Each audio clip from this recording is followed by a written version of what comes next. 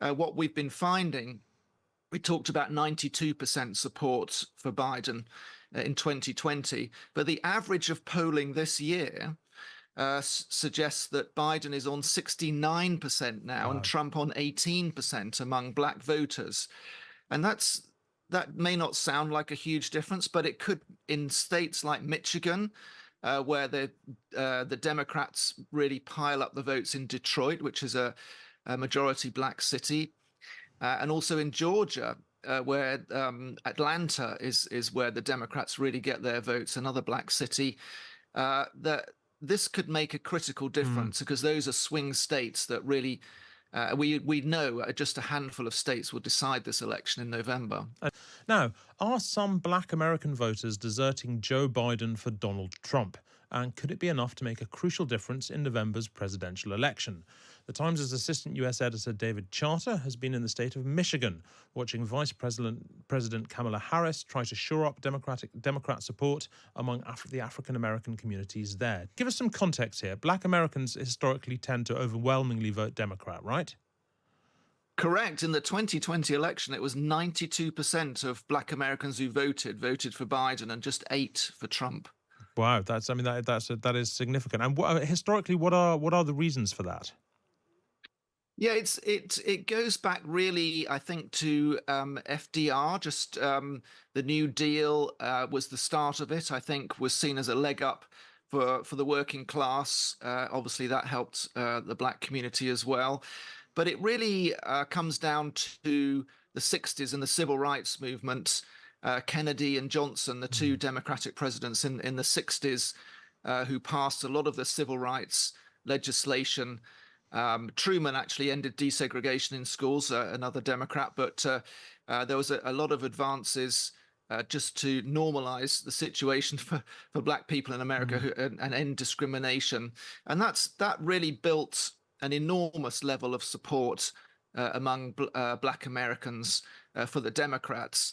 But the Democrat Party's changing, and what we've been finding, we talked about 92% support for Biden in 2020, but the average of polling this year suggests that Biden is on 69% now and Wow. Trump on 18% among black voters. And that may not sound like a huge difference, but it could in states like Michigan, where the Democrats really pile up the votes in Detroit, which is a majority black city, and also in Georgia, where Atlanta is where the Democrats really get their votes, another black city. That this could make a critical difference because those are swing states that really we know just a handful of states will decide this election in November. And do we have any idea why that's happened? What it is about Joe Biden specifically that is putting them off?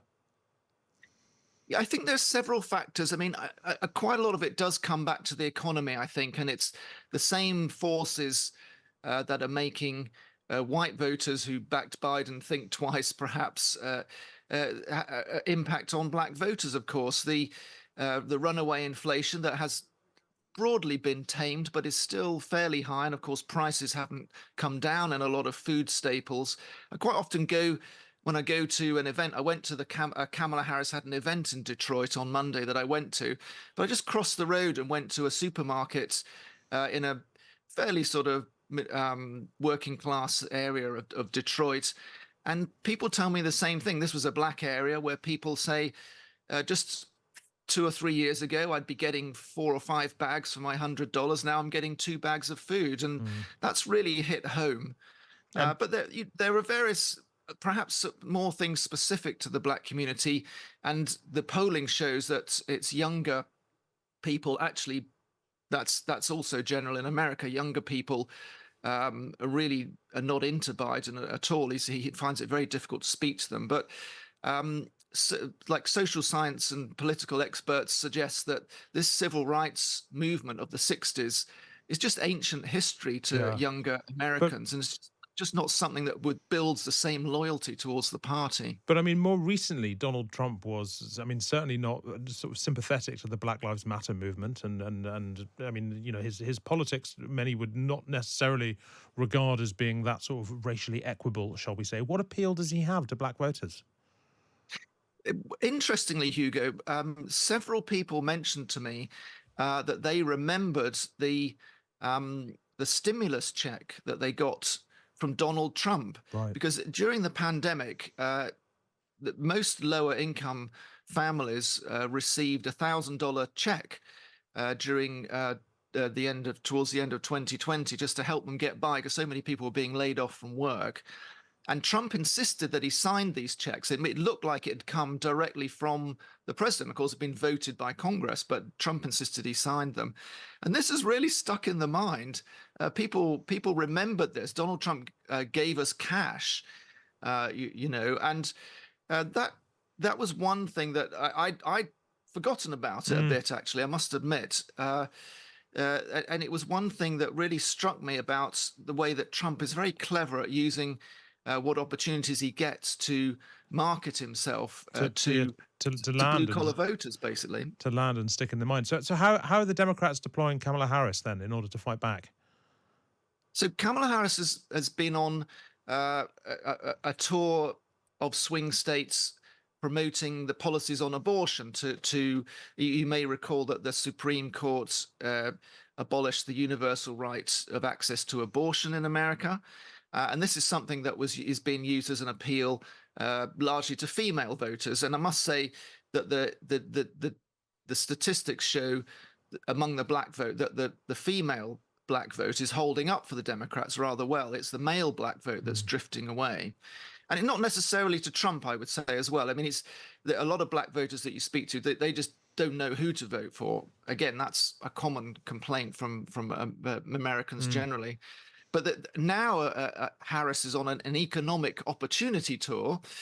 So they've decided to try and tackle the elephant in the room, which is the economy. They've been campaigning a lot on abortion, but it's not been that successful with male voters.